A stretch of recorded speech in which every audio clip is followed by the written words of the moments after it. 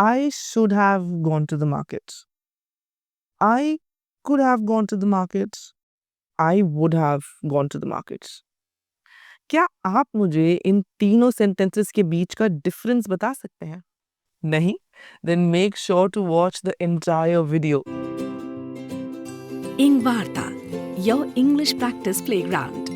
Hi there, welcome back to इंगवार्ता। मैं हूँ वानी और आज हम could have, would have and should have के बारे में डिटेल में बात करेंगे। And I will try my level best to break it down for you in the simplest way possible. तो क्या आप लोग तैयार हैं? चलिए स्टार्ट करते हैं। तो सबसे पहले हम स्टार्ट करते हैं कुड, वुड एंड शुड की बेसिक से। जैसे कि शुड यूज होता है किसी को एडवाइस देने के लिए, यानी कि सलाह देने के लिए, या फिर ऑब्लिगेशन एक्सप्रेस करने के लिए, कर्तव्य एक्सप्रेस करने के लिए।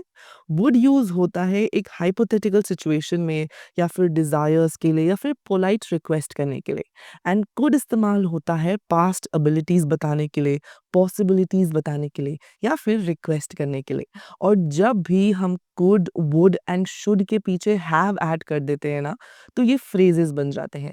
And we use these phrases to express regret. अफसोस जताने के लिए हम इन फ्रेजेस का इस्तेमाल करते हैं। Could have, would have and should have. वो होता है ना, कभी कभी हम सोचते हैं कि काश ये गलत हुआ था, इसकी जगह काश ये हो जाता तो ऐसा होता। हम ये फ्रेजेस तब इस्तेमाल करते हैं। Let's start with should have. Now should have का यूज हम तब करते हैं हमें जब भी रिग्रेट एक्सप्रेस करनी हो, यानी कि अफसोस जताना हो, या फिर कभी भी हम किसी बात से डिसअपॉइंटेड हो, हमें वो एक्सप्रेस करना हो, then we use should have. जैसे कि मैं किसी से बोलूं कि you should have done this, तुम्हें ये करना चाहिए था पर तुमने किया नहीं है।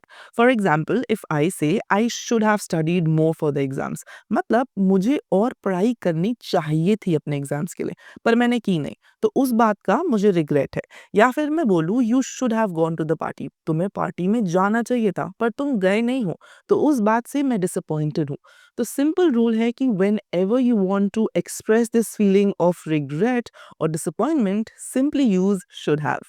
Moving on to could have. Now could have का यूज हम तब करते हैं जब भी हम पास्ट एबिलिटीज की बात करते हैं, या फिर हम पास्ट पॉसिबिलिटीज की बात करते हैं। हम कोई ऐसी चीज की बात करते हैं जो कि पास्ट में पॉसिबल था पर वो हुआ नहीं। या फिर whenever we talk about missed opportunities, we use could have.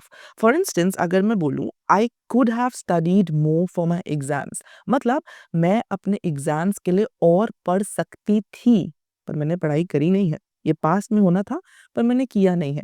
या फिर अगर मैं बोलूँ I could have taken that job, मतलब मैं वो जॉब ले सकती थी, पास्ट में वो मिस हो चुकी है, वो एक मिस्ड अपॉर्चुनिटी है, then I use could have. या फिर if I say he could have helped us, मतलब वो हमारी मदद कर सकता था पास्ट में पर उसने की नहीं है। तो simply whenever you want to talk about past abilities, या फिर कोई ऐसी चीज जो कि पास्ट में पॉसिबल थी पर वो हुई नहीं, यूज कुड हैव।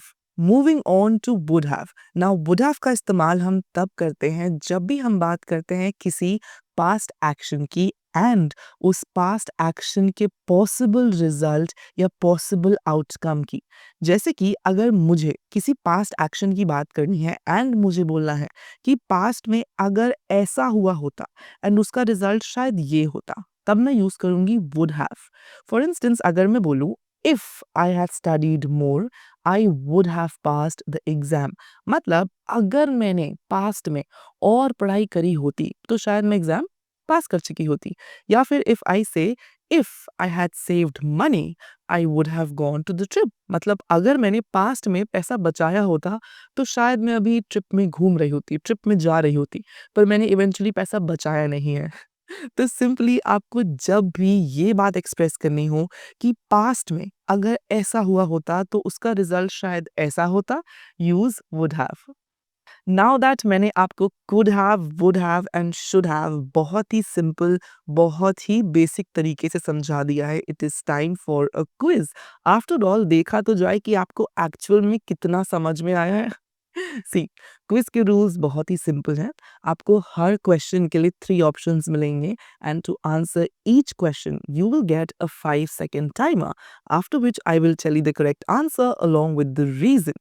सो क्या आप लोग तैयार हैं? चलिए स्टार्ट करते हैं हमारे पहले क्वेश्चन के साथ। you dash told me about the problem earlier. These are your options and your time starts now.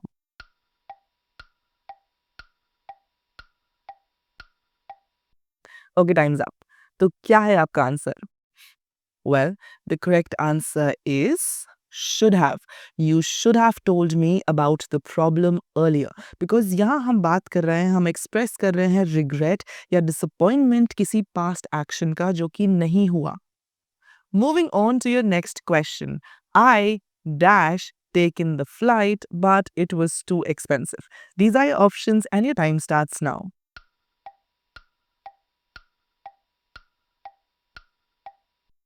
So what's the answer? The correct answer is could have. I could have taken the flight, but it was too expensive. Because यहाँ पे मैं बात कर रही हूँ एक missed opportunity की, एक possibility की. Because flight तो उड़ चुकी है. इसलिए the correct answer will be could have. Moving on to your next question. If he had worked harder, he dash been promoted.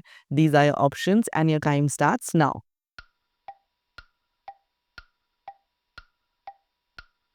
Okay, time's up. So what's the answer?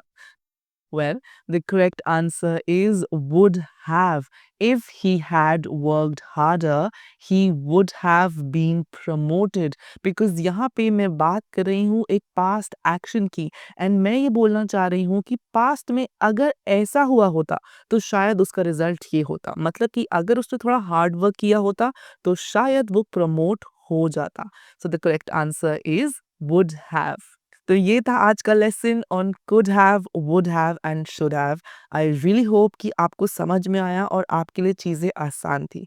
If in case कोई भी doubt है, कोई भी question है आपके दिमाग में, then do mention it in the comments below. And if there is a topic that you would want me to cover, mention it in the comments as well. Well, this is pretty much it for today's video. मैं आपसे अगले video में जल्द ही मिलूंगी.